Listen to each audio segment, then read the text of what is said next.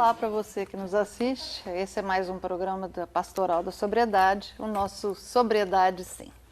É muito bom poder entrar na sua casa, tentar levar uma pessoa que talvez você não conheça, tentar levar uma saída, uma pergunta, uma indagação, uma pulguinha atrás da orelha, que de repente é isso que faz a gente tomar consciência de que precisa uma mudança, de que precisa uma participação. De repente você está aí e não pensou em ser agente da pastoral. Quem sabe você pode ser um agente e ajudar muitas e muitas pessoas a se livrarem dos seus vícios de predileção. Comigo mais uma vez, meu querido Rossini, tudo em paz? Tudo em paz. Deixa eu confessar uma coisa, eu tô com saudade do Bortolim, viu? Como é que tá o Bortolim? Ele também está com saudade, viu? Até umas semanas atrás fomos para Lins, né, no Encontro Estadual, desencontramos de você, mas ele estava com tanta saudade, resolveu até fazer umas balinhas para levar para o Dom Irineu, porque ele ama de paixão essa pastoral. Aliás, você me trouxe uma aqui, então. Ó, Bortolim, estamos com saudade de você, abração. Mas ele não está conseguindo vir, mas ele não esquece a pastoral nunca, está no coração. E hoje com a gente pela primeira vez o seu Carlos Miguel Ribeiro, que é agente da pastoral de Mogi Mirim. Tudo bom, seu Carlos? Tudo bem. Ele tem uma tranquilidade para falar, assim, aí você vai conhecer um pouquinho mais da história desse homem que hoje tem a sua vida completamente mudada. Conta um pouco para a gente da sua trajetória, seu Carlos. Me parece que o senhor bem cedo se apaixonou pelo álcool, é verdade? Isso começou, quando eu nasci, eu já comecei a fazer parte de uma família alcoólatra, que era meu pai, né? Seu pai já era? Eu aprendi a beber com ele, praticamente. O senhor via e tinha vontade ou ele oferecia? Ele oferecia. A gente comecei no vício do álcool com ele e fui crescendo. E acabei perdendo meu pai pelo álcool. Pro álcool, né? Acabou morrendo com problema de álcool. Certo. O senhor era criança nessa época ou não? Eu tinha 14 anos quando perdi meu pai. Inclusive, perdi meu pai e minha mãe dentro de um ano só. Nossa. Puxa vida. E aí o senhor resolveu continuar usando? Aí eu continuei usando, né? Fui usando e cheguei numa situação que comecei a morar com os outros, sem pai, sem mãe, não tinha orientação nenhuma. A cidade que eu morava lá não tinha divertimento nenhum, era só bar. Então eu fui. O senhor, quando era criança ainda, era bastante jovem, que o senhor via seu pai bebendo, o senhor tinha, a princípio, ideia de que aquilo era errado, ou por ser seu pai, o senhor tinha aquele orgulho, tudo que o pai faz é bem feito, se o pai está fazendo, pode ser feito. O senhor lembra de ter alguma ideia assim relacionada Olha, eu lembro quando meu pai chegava em casa, brabo. Meu pai era revoltado, sabe, uma pessoa revoltada. E eu ficava torcendo para ele pedir para a gente ir no bar comprar pinga para ele. Porque aí ele ficava acalmava? mais calmava, né? Então a gente que buscava a pinga para ele. Quer dizer que, de certa forma, até o senhor não é que induzia, mas dava uma força para ele continuar bebendo.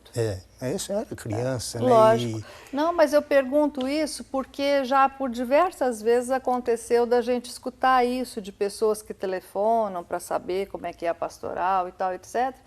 E eu lembro muito desse tipo de testemunho que parentes acham mais fácil quando o seu marido, pai, enfim, alguém próximo deles está bebendo, porque conseguem eles tomarem conta dos negócios, eles resolverem as coisas sem precisar passar pelo crivo deles. Você já teve esse tipo de algo parecido, né? Mas eu entendo, assim, na cabeça da criança, o pai irritado, talvez até pela falta, crise, talvez, né? Da abstinência e tal, irritação, talvez violência.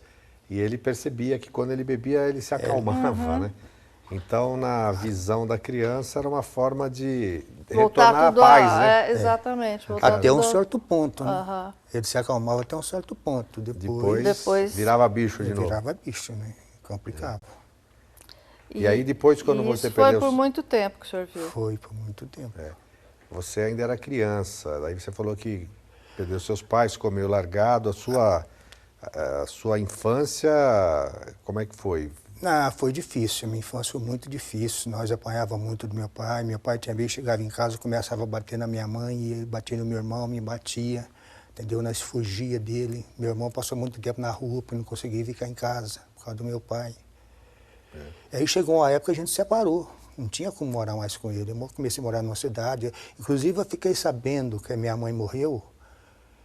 Fazia 3 meses que ela tinha morrido. Nossa, o senhor não estava junto, então? Não, não estava. Estava dentro de um bar bebendo, estava jogando bilhar e fiquei sabendo dessa notícia. Que a minha mãe tinha morrido. E continuando bebendo, né? Porque não tinha orientação, vivendo pela casa dos outros. E aí, nessas horas, o álcool aliviava? Aliviava, né? Entre aspas, né? E aliviava. E foi quando, nessa época, eu tive uns problemas no bar. Acabei ficando preso numa briga no bar. Fiquei preso lá em Ribeirão Preto 10 meses. Tudo por causa do álcool, uma briga dentro do bar. Saí de lá da cadeia, em Mojimirim, não, em Ribeirão Preto. Saí de lá e eu saí com 2 anos de SURS. Quer dizer que dentro desses 2 anos não podia mais aprontar mais nada ali, que eu voltaria para a cadeia, né? Aí eu vim morar aqui em Mojimirim, na casa do meu irmão. Aí foi aonde que começou todos os problemas, né? Chegou uma época que eu não podia... Eu com meu irmão, a gente não combinava muito, porque ele não bebia. Eu bebia na época, a gente não convidava, não combinava muito bem. E foi uma época que eu comecei a morar com a moça, assim, na casa dela, namorei ela e comecei a namorar ela. E comecei a morar na casa dela, fiquei noivo dela. Só que não deu certo por causa da bebida também. Aí foi essa época que que eu não sabia para onde ir. Comecei a morar na rua. Tudo por conta do seu envolvimento com a bebida. Tudo bebida ali, por meio. E como é que você arranjava dinheiro para beber? Você trabalhava com alguma coisa ou fazia um bico? Como é que era? Não, nessa época que eu bebia, eu trabalhava. Agora, com essa época que eu vivia na rua, a bebida em si, a gente não precisa ter dinheiro, as pessoas pagam. É verdade. Comida não, né? Comida não. A gente volta já e nós vamos continuar falando sobre isso, porque essas amizades, assim, a gente encontra com facilidade, mas aquela que você precisa de uma coisa mais séria é mais difícil de encontrar. A gente volta já.